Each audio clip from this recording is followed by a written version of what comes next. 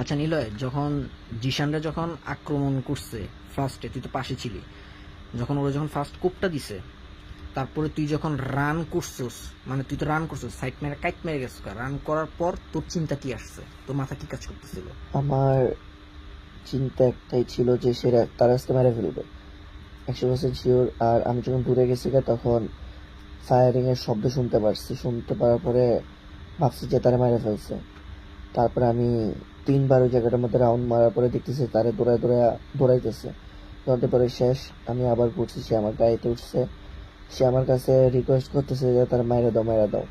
আমার মাথার মধ্যে শুধু দুইটা জিনিস কাজ করতেছিল, হয়তো এখানে যে মরবো না হয় বাঁচবো, যে কোনো একটা, মারবো নাইলে মরবো আর বাঁচবো। তারপরে নিজের জীবন ঝুঁকি রেখা স্ব ইচ্ছায় সজোরে যে ধাক্কা দেওয়ার পরে ওই ডাকাতের অবস্থা মোটামুটি খারাপের পর্যায়ে গেছে। তারপর তাদের একটা গাড়ি রেখা দিয়ে তারা নতুন গাড়িটা আর যে আর একটা গাড়ি ছিল ওই গাড়িটা রেখা পালাইছে। যখন ওই জায়গায়, মানে গাড়িটা মাইরা দেওয়ার পর যখন তুই এক পাশে ছিটটায় পড়ছস, আরেকদিকে তোর তোর বন্ধু বেড়ে গেছে, হুম। তখন ওই মুহূর্তে কি ঘটছে তোর সাথে, তুই পইরা যাওয়ার পর? পইরা যাওয়ার সাথে সাথে ওই ছেলে দৌড় দিয়ে পালায় গেছে গা, মানে পুলিশে কল দেওয়ার জন্য। আর কোন ছেলে? জিশান। হ্যাঁ। আর যেই ছেলে ছিল ওই এই ডাকাতগুলা মনে করো যে মানে হিংস্র হয়ে আমার হেলমেটের মধ্যে কোপানো শুরু করছে। গায়ে হাত পায়ে এতটা কোপ পড়ে না, জাস্ট হাতে কোপ পড়ছে। আর মানে এমন ভাবে মাথার মধ্যে কোপাইছে যে মাথার হেলমেট দুই ভাগ হইয়া দুইটা কোপ আমার মাথার মধ্যে লাগছে যে।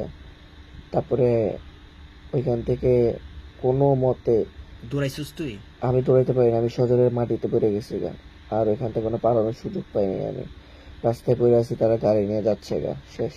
তারপরে ওই জিশান কিছুক্ষণ 10 মিনিট এখানে বলছে সবাই পুলিশের হেডকোয়ার্টার থেকে, কিন্তু এখানে 10 মিনিট লাগে নাই, আরো বেশি লাগছে, 1 ঘন্টা প্লাস। 1 ঘন্টা পরে পুলিশ আসার পরে তখন পুলিশ আইসা মানে আমাকে তুলতেছেও না, আগে বলতেছে বাবার নাম কি, এই নাম কি। তার আগে মেডিকেলে না নেওয়ার কথা বলে তারা এসব করতেছে।